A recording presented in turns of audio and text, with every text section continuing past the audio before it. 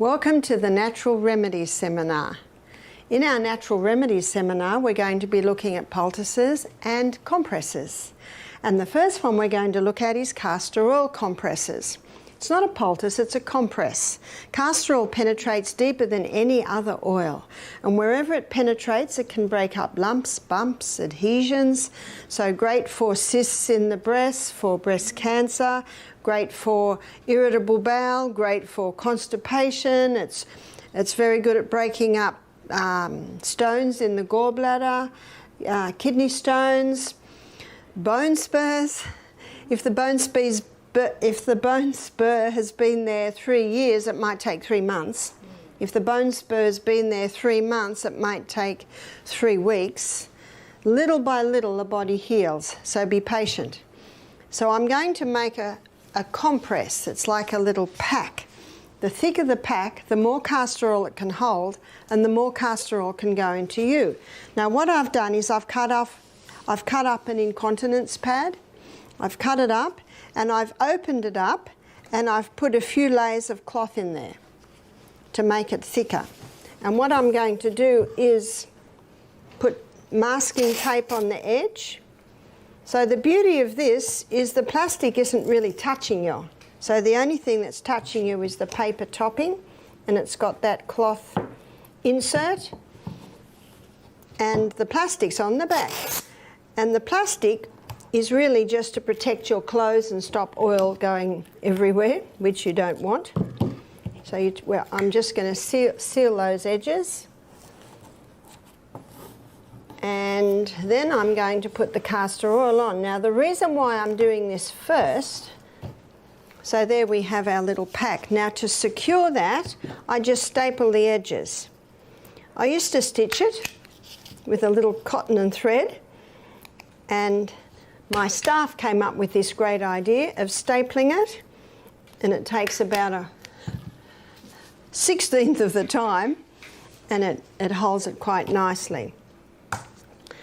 And I'm doing it now because it's going to take a little while to soak in. And what I do is I basically do the middle third, because as it soaks in, it'll spread out a little bit further.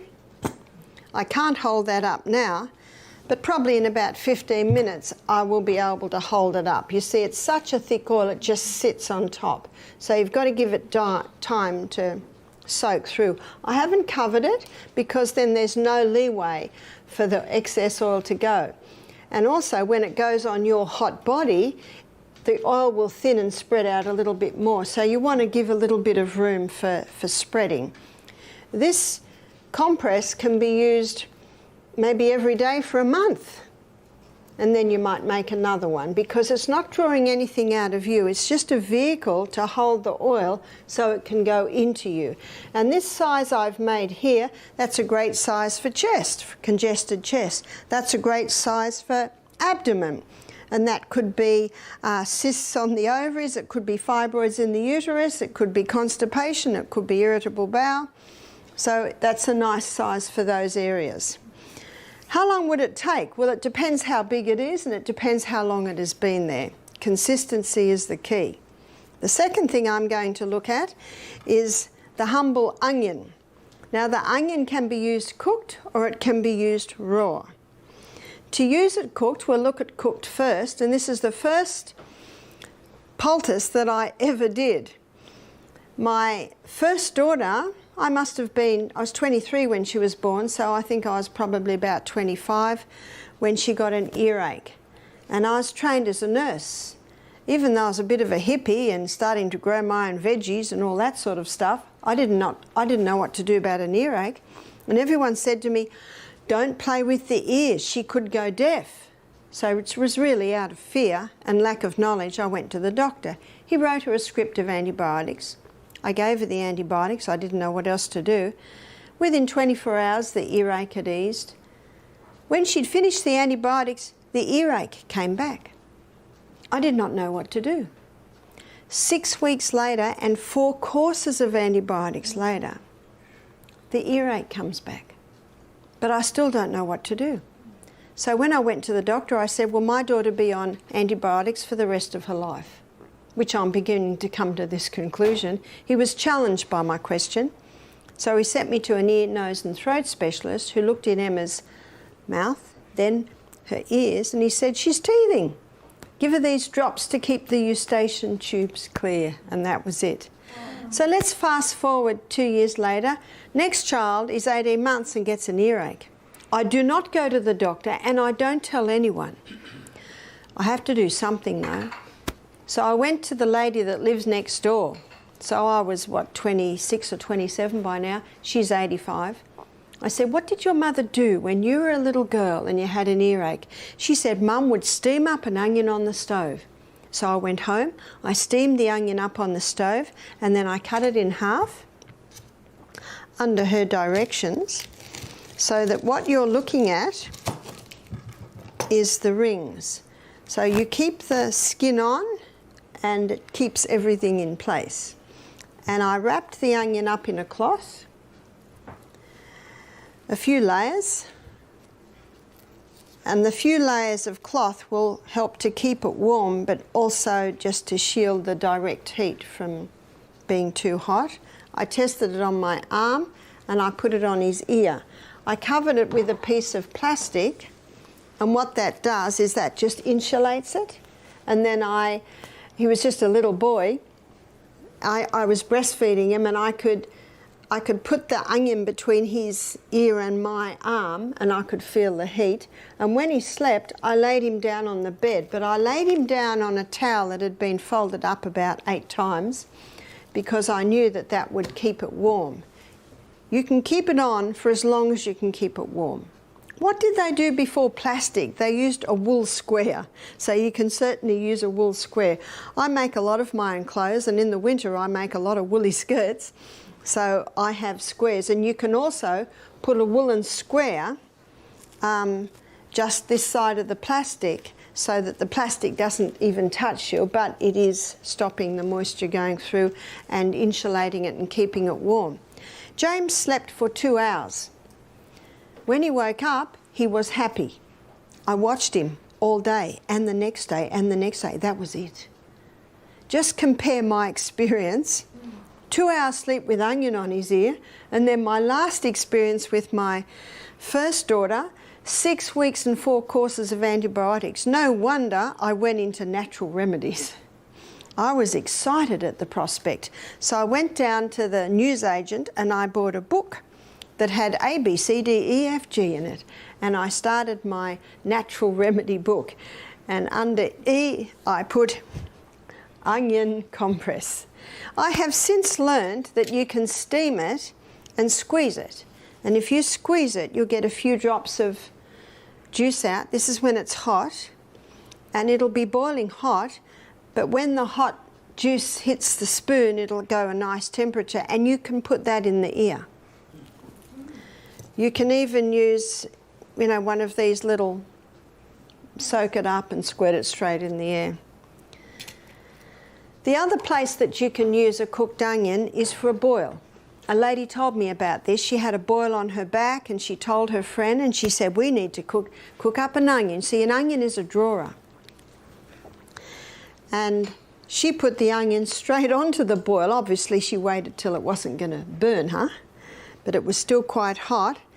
And then she put that plastic square over again if you don't want plastic on the skin, and I can understand that. You can put a wool there because wool will insulate. And then she taped it on. And she left it there for 24 hours. And when she took it off, everything came out. She said she's never had a boil resolve so quickly. So what the heat does, it draws it to a head, and the onion's drawing it to a head, and then it all comes out. She was very impressed. So the cooked onion can be used on an earache, and the cooked onion can be used for a boil. Once you've used the onion, you must discard it because it does draw poisons into it, so it needs to be thrown out. Now we're going to look at the raw onion. There's a couple of places you can use the raw onion, and one is for a sore throat. Now if you want to tell a friend about this because maybe they've got a sore throat, they can go to YouTube and Google Barbara O'Neill, and there is a onion natural remedies lecture there, poultices. So for the sore throat, you finely slice the onion into a few slices. And what we do is, if the sheets get old, you just tear up the sheets. And then you put this sliced onion on the cloth, and you fold the cloth over, and then fold it back over. And then that will go around the throat like that. And then you can wrap a scarf around it, nice woolly scarf, and you can go to sleep with that. And it'll bring relief to the sore throat.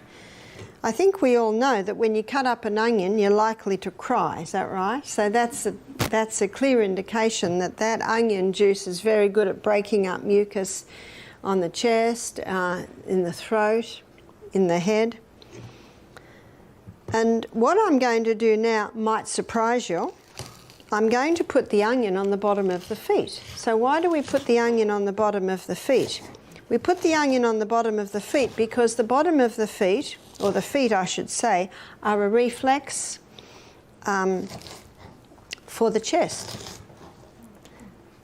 And we're going to put the onion on the bottom of the feet for if someone has a bad cough in the night. And I'm going to use a plastic bag. Now at Misty Mountain we buy boxes of starch bags, so they're made out of starch, and that would be the best. Now if you don't have starch bags, you can certainly use a cloth. So you might use a cloth, put the onion like that, and put it in the bag. And then what you do is you put your foot on the onion like that, and then you twist it around and put a sock on. So the bottom of the feet is touching the onion, and then you put a sock on, it holds it in place. Now my grandson, he was 3 at the time, I was visiting my daughter and he had a bad cough, and she gave him a hot bath, which always eases the cough, and put him to bed, and he was coughing and coughing and coughing and coughing. And we thought he'll be asleep in a minute, but he kept coughing and coughing. So after half an hour I said to Em, let's do the onion. So we got him up, we chopped up an onion and put half the onion chopped up on one foot and half on the other foot, and put him to bed. Not one more cough. It's almost unbelievable. You almost have to do it to believe how incredible it is. Not one more cough for the whole night with the onion on the bottom of his feet. So that's great for a night cough. Now I'm going to show you how to make an onion cough mixture. And the onion cough mixture is a very simple thing to do. You chop up the onion and then you layer it in a jar with honey. So we're going to chop it up small. Of course, the smaller the better, because the larger surface area you'll have.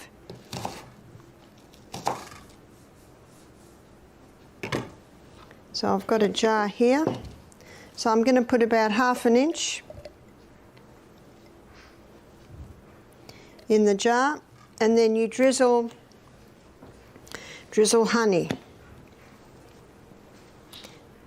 Probably about a teaspoon. And then another layer of onion. Again, ½ an inch, and then another drizzle. Oops, that was a bit heavy-handed, doesn't matter. Then another layer of onion and another drizzle of honey and a final layer of onion. So if you had a house full of people that had a bad cold or a bad cough, you might chop up another onion and fill your jar. And then we finish with more onion.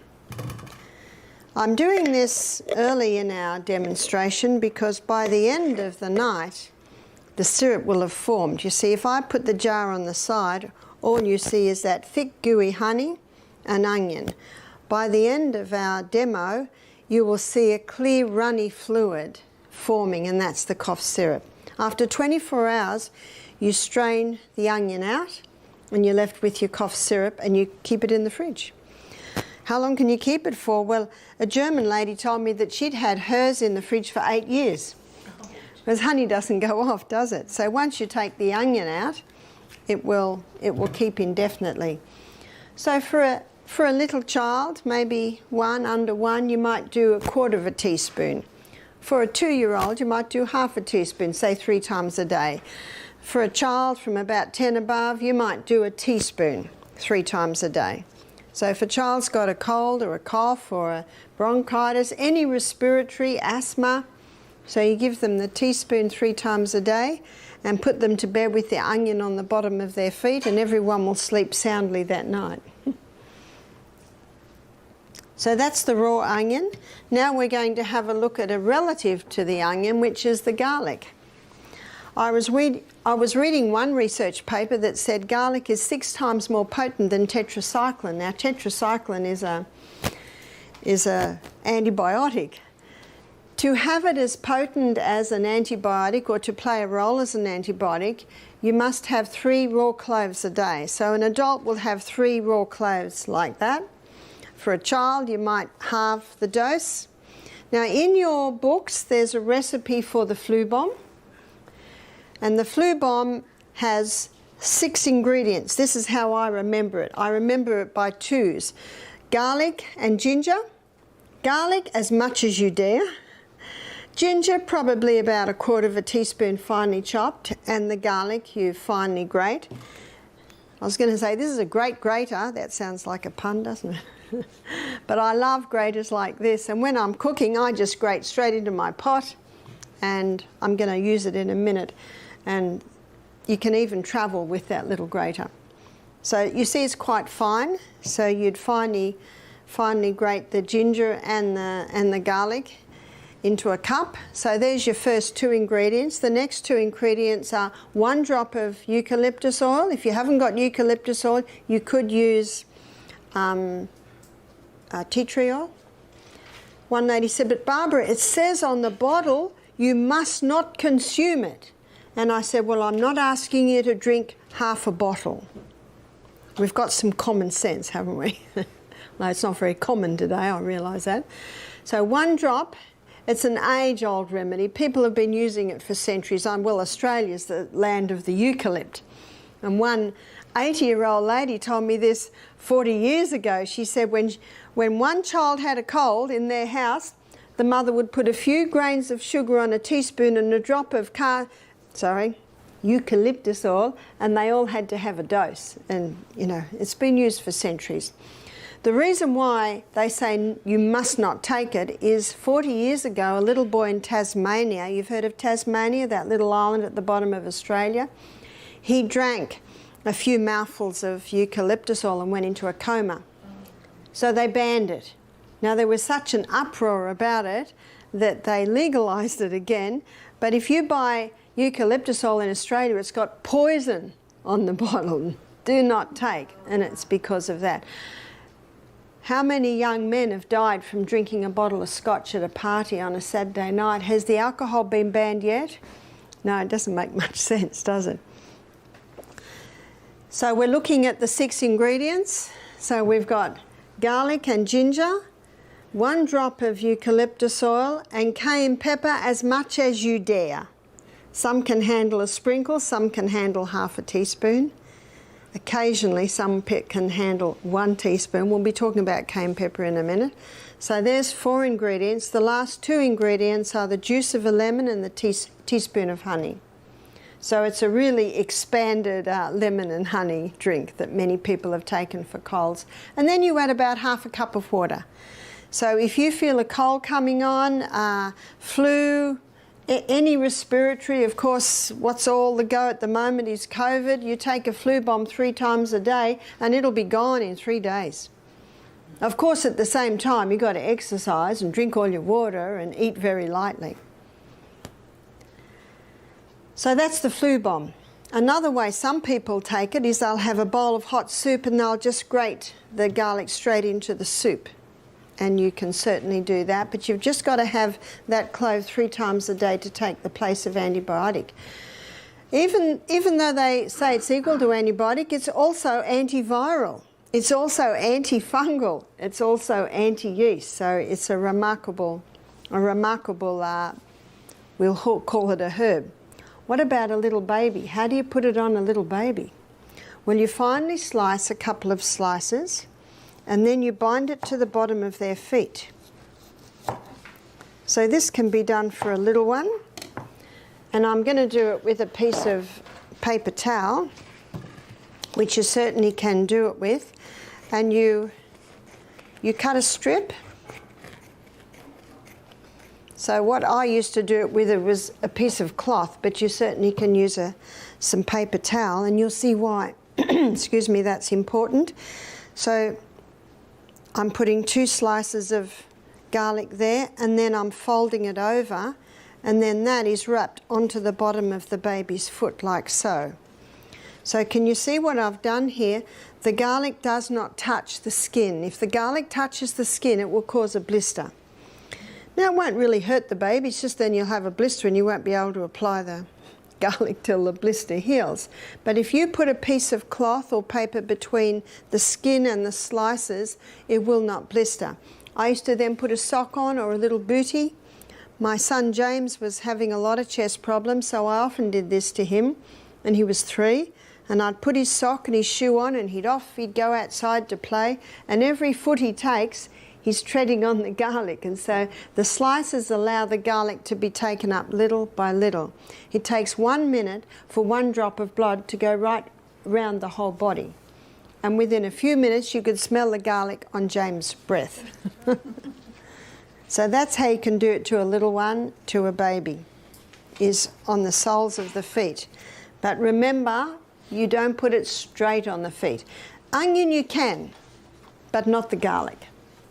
The onion, when you put the foot goes straight, rests straight onto the slices of, or the chopped up onion, but not the garlic. Now, our castor oil has soaked through. You see that? Yeah. So that's ready to apply. And you can also make it early and even fold that over and put it in a little bag and keep it for a later date. Now, when you are using the castor oil, probably about every 2 days, you might find it drying a little, and then you'll add a little bit more castor oil. So you might find if you're using it for the month, you'll apply the castor oil every couple of days. So I'll tell you an incident that I had recently with the castor oil. I have to give you a little bit of background. When I lived in the rainforest for many years, whenever we'd drive through the creek to go out of the property, we'd lose our brakes. So I got used to driving with my clutch. So I'd slow down using my clutch. Meanwhile, I'd be pumping my brakes because sometimes it would take half an hour before I had proper brakes again. I just got used to driving like that. So let's fast forward to, where are we, 25 years later, and we mostly have automatic cars, but my husband recently bought a car that was gears. And when I started driving it, you know the pathways we have in our brain, we're going to look at this on Saturday morning, I just flipped back into my old way of round the corner, I'd use gears. And when I was slowing down, I'd use my gears. So my left leg is getting a lot of use, especially because this was a 4-wheel drive. It was sort of and I'm just a little lady, so it took a lot of strength.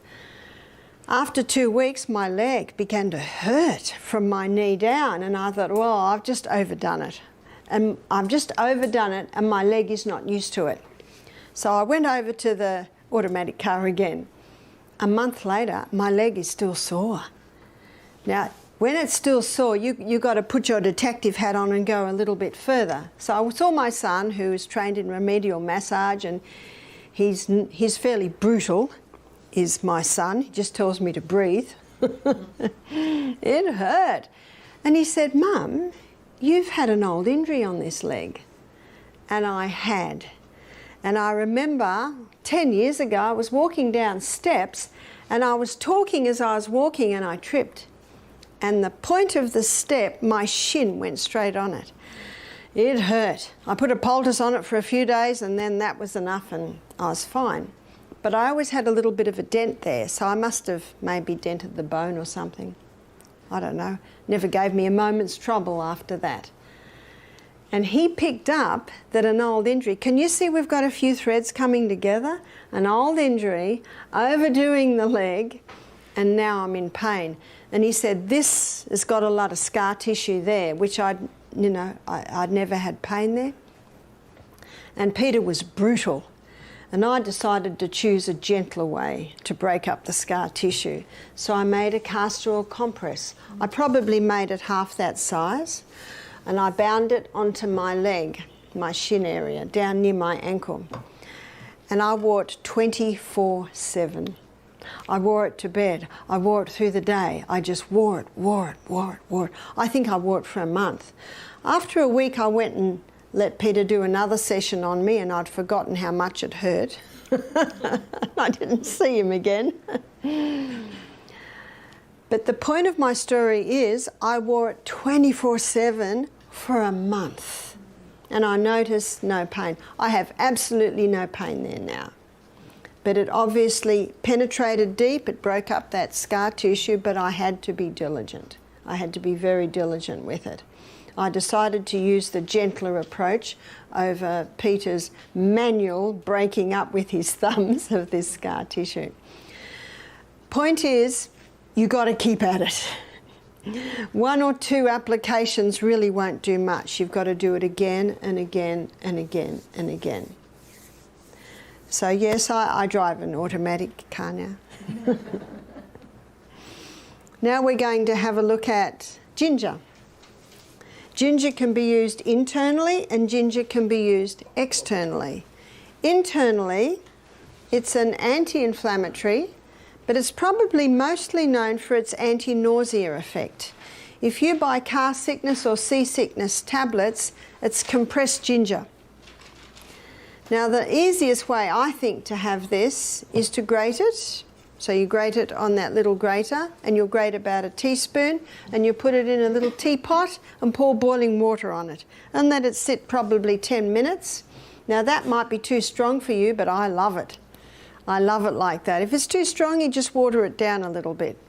If someone's very cold, maybe they've been caught out in the cold or something and it's very hard to warm them up, give them a cup of hot ginger tea and it will warm them up very nicely.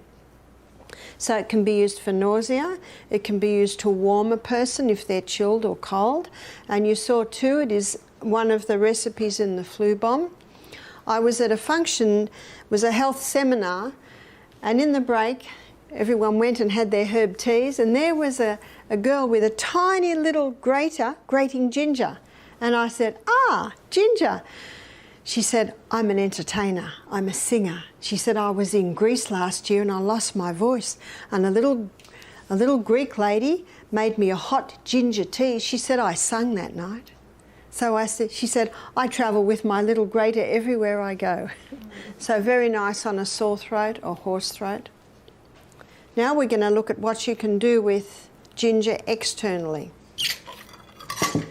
So I always take a plate and I always take the plastic square. Again, you can use a wool square next to that, but you still need that plastic backing so that it doesn't wet all your clothes and also so it insulates. And then we put a cloth over it and it's usually around this size. And then I grate straight onto it. So why would I use a ginger poultice? I would use a ginger poultice for an inflamed joint. So the easiest way to remember this is ginger is for joints. So that would be gout, it would be arthritis, also a sore back, an inflamed back. Now when someone's got an inflamed back, they usually put a hot water bottle on it, is that right? But if the back is hurting because of inflammation, the where's my knife? Here. The hot water bottle will relax, and you know the reason why the hot water bottle relaxes is because when we're in pain, the muscles around that area tighten and cramp. Basically, they go out in sympathy with the pain. And you put a hot water bottle on that and it relaxes those cramping muscles. So you do get some relief, but it does not help the inflammation. It can even make it worse. But ginger, if you apply a ginger poultice anywhere where there's inflammation, the ginger pulls the inflammation out of the joint to the skin and the skin gets really hot. So if you apply this to the lower back, the heat relaxes the muscles and yet the ginger is reducing the inflammation.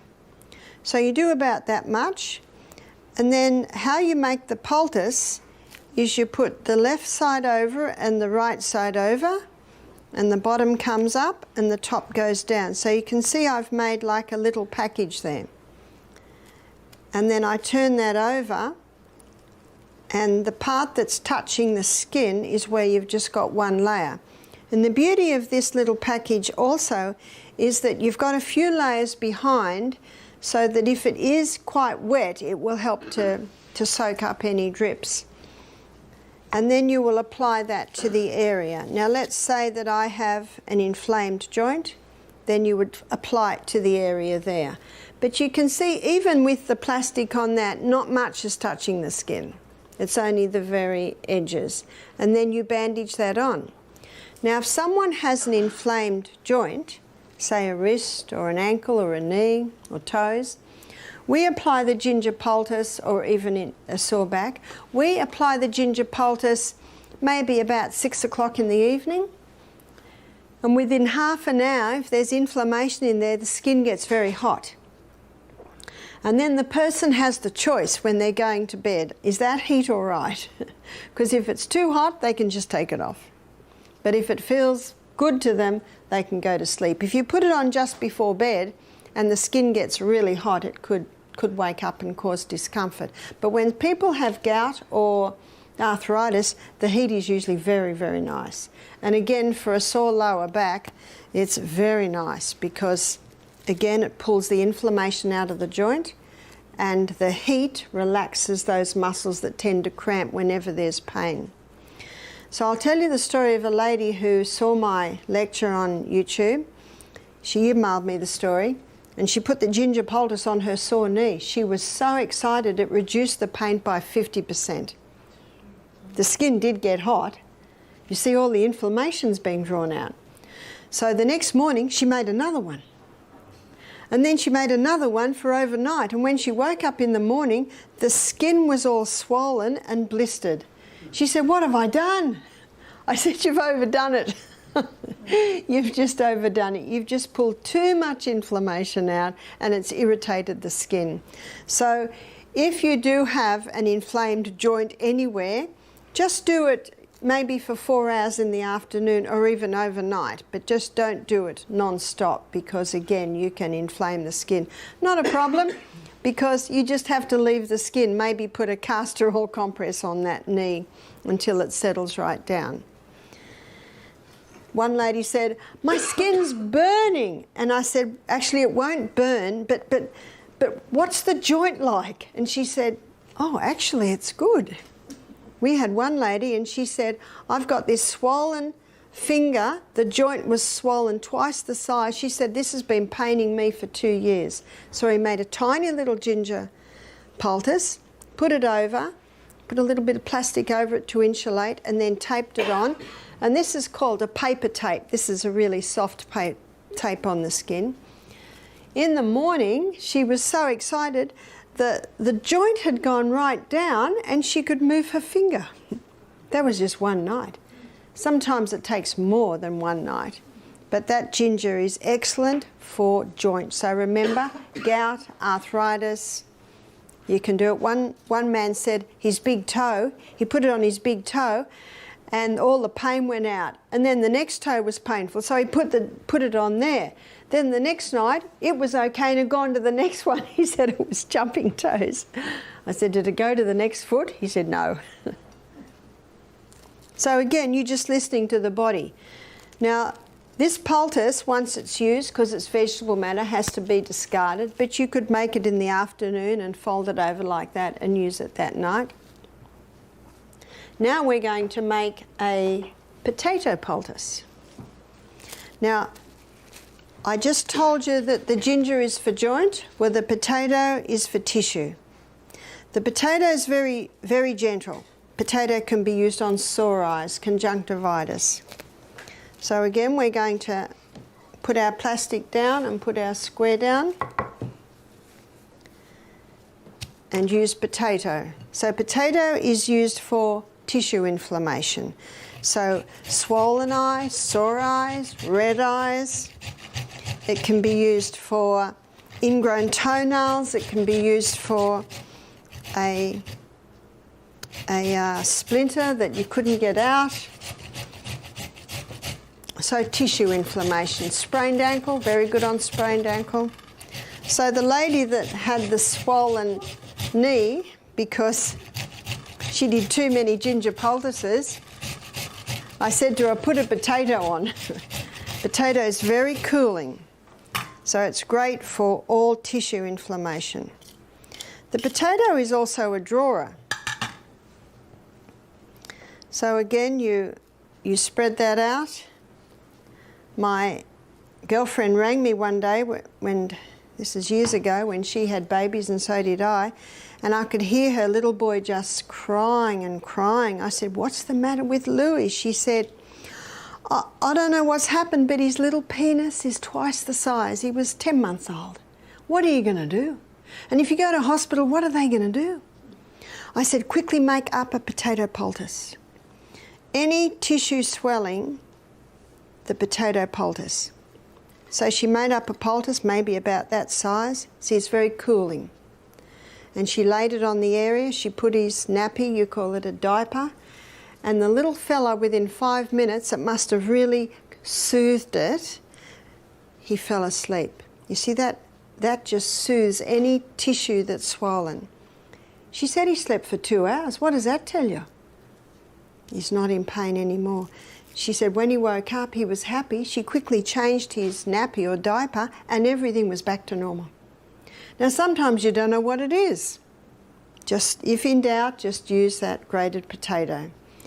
So what would it have been? Well, her little boy was crawling around the floor of their hippie home. You don't know whether he got a little bit of dirt in there or whether there was a bite. Sometimes you don't know, and you're not going to play around with that area. So can you see, with the ginger, you would never put the ginger on tender areas, but the potato is very soothing and cooling. You would do that. I'll tell you the most remarkable story I've had with the potato. When I lived in the rainforest, there was a guy who lived on our property at the end of our paddock, you call it a field, in a caravan. He was a real hippie, and he was sickling the grass. You know what a sickle is? With bare feet. So what's going to happen next? The sickle went into the back of his ankle. Now, I heard about it, but I didn't see him for a few days. And one of the guys said, have you seen Chris? His foot's up like a red balloon and there's a red line going up his leg. And he's lying in bed smoking marijuana, waiting for nature to heal.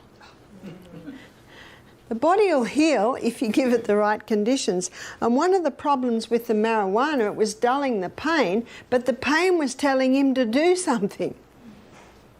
So I said, we'll bring him up. So they brought him up, and the first thing I do, and Vanessa will show you this tomorrow night, I got 2 buckets of water, one hot, one ice cold, and I put his foot straight into the hot water. Now I had his foot in my hand, and I was just watching his face. If it was too hot, I put a bit of cold in, because that first one can be, hard to take. 3 minutes. See, after 3 minutes, the blood slows down. So then you put it into the ice cold and everything moves up again, as Vanessa will explain to you. While it's in the cold, I put a little bit more hot water in the hot. And then so 30 seconds in the cold, after 30 seconds, things are slowing down, so you bring it back into the hot. So I did that 3 times, 3 hots and 3 colds.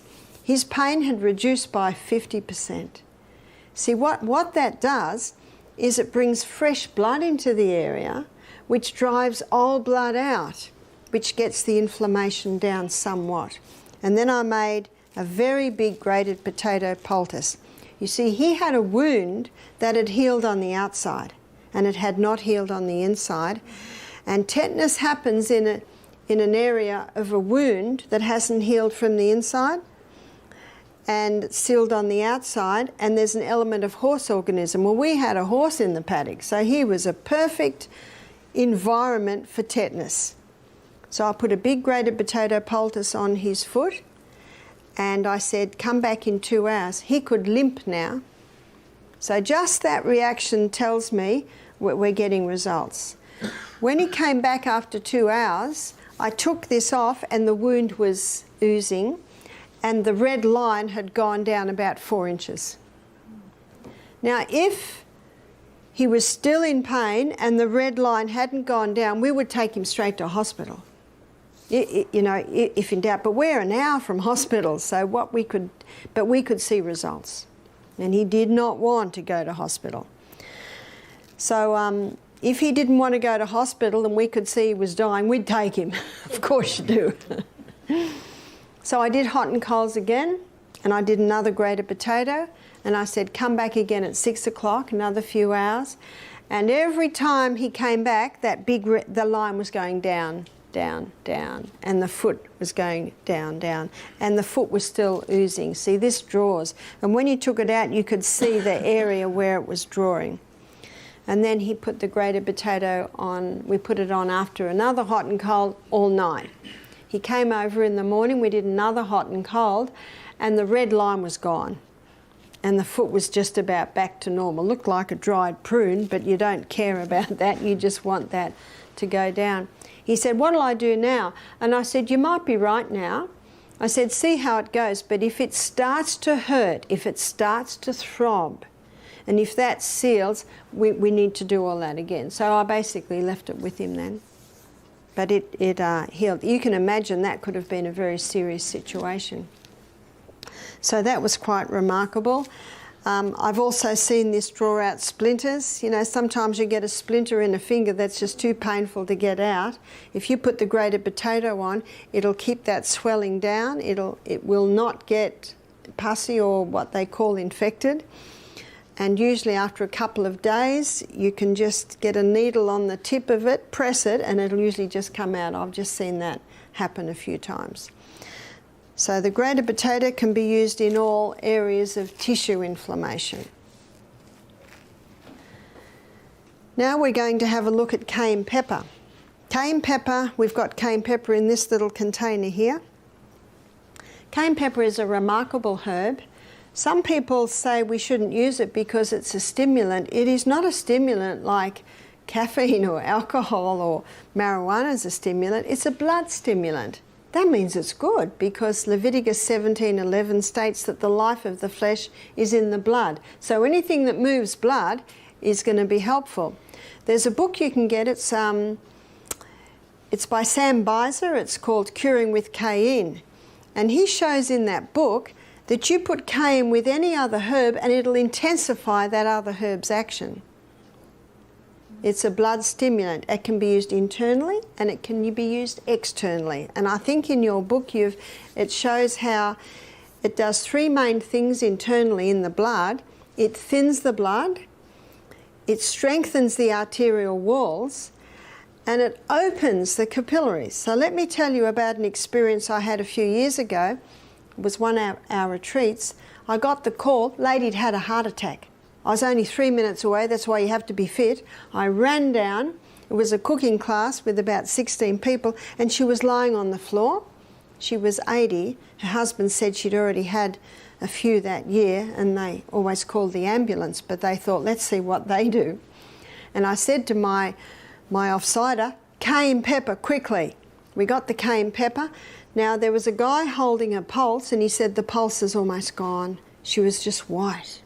So I don't know how much I got. You're just in a hurry. So I think I got about half a teaspoon, put it straight in her mouth. She was half conscious, gave her a little bit of water to drink.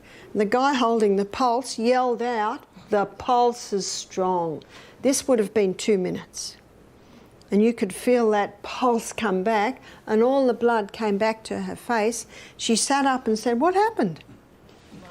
Everyone around was going, "Whoa." And I said, "No, it's not me, it's the cayenne pepper."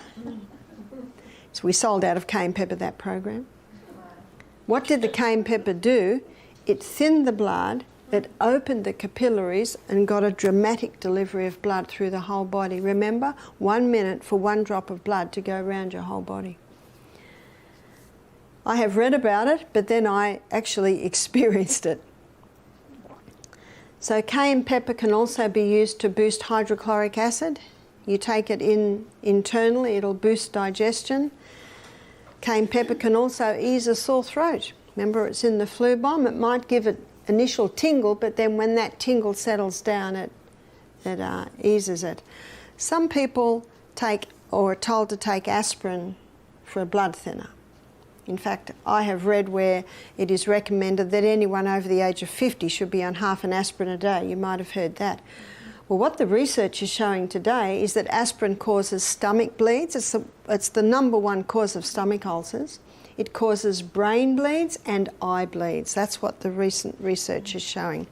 Cayenne pepper will not cause that at all, but if cayenne pepper's in your blood and it sees a bleed, it'll constrict the blood vessels to stop the bleeding. Yes, it dilates the blood vessels when it's in the blood, but if it sees a break, it'll constrict that. Beautiful illustration of Psalm 104 verse 14, that God gave herbs for the service of man. Remember? They're there to serve you. Where would you like me? What would you like me to do? Thin that. Seal that. That's the cayenne pepper. In fact, it's just about a first aid kit in one, is the cayenne pepper. And you'll get used to it. Now you can use it externally. I'm going to show you how you can use it externally, and I'm going to show you how you can use it for poor circulation in the feet, cold feet. I find people that allow their feet to be cold, eventually their feet are numb. And eventually the next step after numb feet is gangrene of the toes. You see, the blood's the life of the flesh, and any part of the body that's cold, blood's not going in there. So blood's not feeding the area, it's not feeding the herbs, the nerves. You cannot put cold feet into hot water or you'll damage the tissues. So what can you do? You can make a cayenne compress to put on the bottom of the feet. So to make a cayenne pepper compress, you get some paper towel and you cut it to the size of the foot, which would be, let's just guess, it'll be about this. I guess I'm guessing my size foot. And you put it on. I've doubled over a couple of layers of cling wrap there. And then you put a little olive oil on there. Not a lot, because you don't want to soil your sheets. So I'm going to put it in this plate to show you how you can put it on lightly. So I'm just going to dab it on.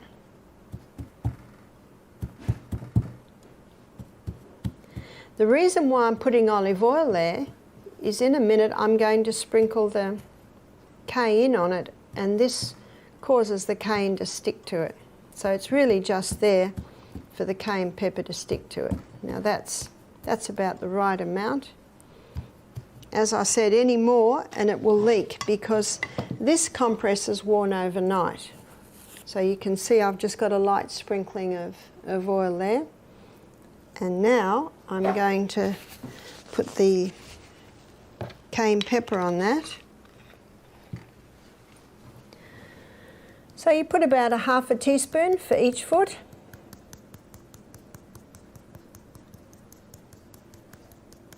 So that's about half a teaspoon.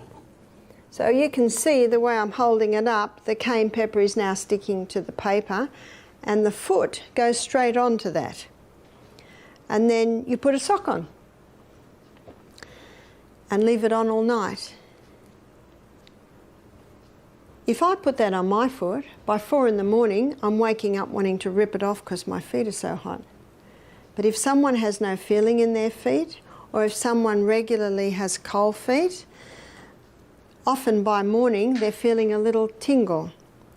So you would probably wear it every second night until your feet get hot. So that's a very easy way to warm up feet, because feet must be warm. So you'd put one on each foot.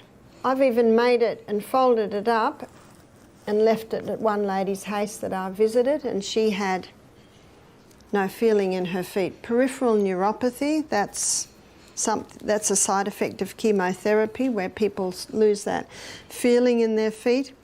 They can bring their feet alive again with the cayenne pepper compresses. So you could even make a few and fold them over like that. So I left them with a lady so that she could use them. Let's have a look at our, oh, can you see that? So we're already getting a syrup there. And you'll be able to taste this in a couple of days. Remember, you leave that 24 hours and then you strain it out. Last and certainly not least is cayenne pepper. No, we've done cayenne pepper. It's getting late. It's charcoal. Charcoal does not absorb, it adsorbs. What does adsorb mean? Adsorb means that it binds, and it binds poisons, it particularly binds poisons. It binds the poisons to its millions of little facets. So under a microscope there are all these little facets like this, and it adsorbs poisons by binding them to those facets. It's been known for a long time. NASA filter their water and their air in outer space with charcoal. Many masks have charcoal in them to neutralise the poison. In hospitals they use charcoal to filter the blood for dialysis. And in cases of poisoning, anyone who's worked in casualty knows that they give a dose of charcoal. Because if someone's been poisoned and they take charcoal, the charcoal will adsorb and bind that poison to its facets, and it's basically safe until it gets out of the body. So internally it can be used for any case of poisoning, and it can also be used for diarrhea or vomiting. Many people that go to Asia always travel with charcoal tablets because if they get a bit of what's called barley belly or diarrhea, they'll take the charcoal. You can also use charcoal on the outside, and it can be used for bee stings, spider bites, snake bites, wasp bites. It's quite incredible the way once you apply that, the sting comes out almost immediately, or the pain I should say. Now, it's very messy stuff to work with, so I'm going to show you a mess-free way to make the poultice. And you can make this ahead of time and keep it in the fridge. When you mix charcoal with water, it's like mixing dirt and water. It doesn't mix very well. And so we're going to use psyllium. You can use slippery elm, or you can use ground linseed. So we're going to use a teaspoon of psyllium to 2 teaspoons, or this is probably equal to, this spoon is equal to 2 teaspoons. So what we've just done, 2 teaspoons of psyllium to 4 teaspoons of charcoal. You always put the lid straight back on the charcoal because you don't want to drop it. And you seal it while you mix it. So you want to mix that quite nicely. And what we're going to do is put water in there. And then we're going to let that mix or gel together. And we're going to roll it out so it's thin. And you've got a thin, jellied charcoal poultice.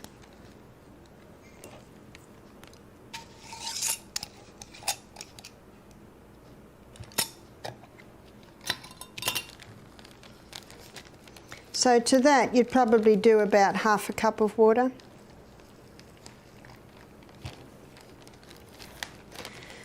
And you Move that around for a while and it'll start to gel. Now the beauty of this is that you'll roll that out, get the air out, and you'll roll it out so it's a strip, a thin strip, and then you put it in the fridge. Or you'd put it in the freezer if you don't think it's going to be used for a while. And then if someone has a bee sting or a spider bite or a snake bite, then you cut a section, cut it round, peel the top off, and it can be slapped straight on. It'll have that plastic topping, and you can bandage that on. So it's very, very easy to do. I think every fridge, every home, every freezer should have some of these, because when you do get a sting, it's very, very painful. This can also be used, I'm just going to get the air out, it can also be used for a conjunctivitis, red eyes, painful eyes. Remember we talked that you could use your potato for that, but you could also use this. It's starting to gel up a little bit now.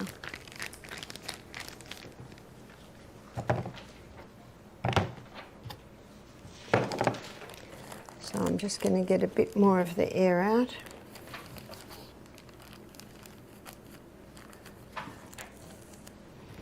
So then you just squeeze that up.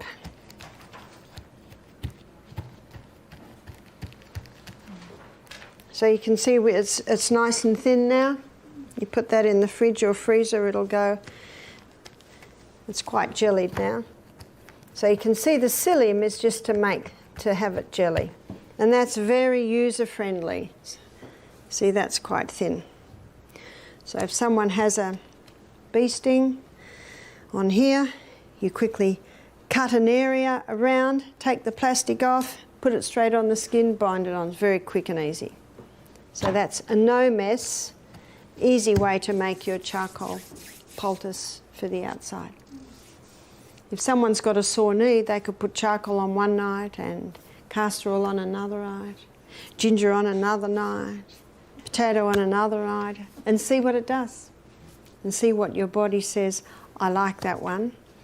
I didn't like that one as much as that one. So you can play with it. The different poultices and compresses do different things, and you will soon discover what works best. Thank you for your attention tonight, and so ends our Natural Remedy seminar.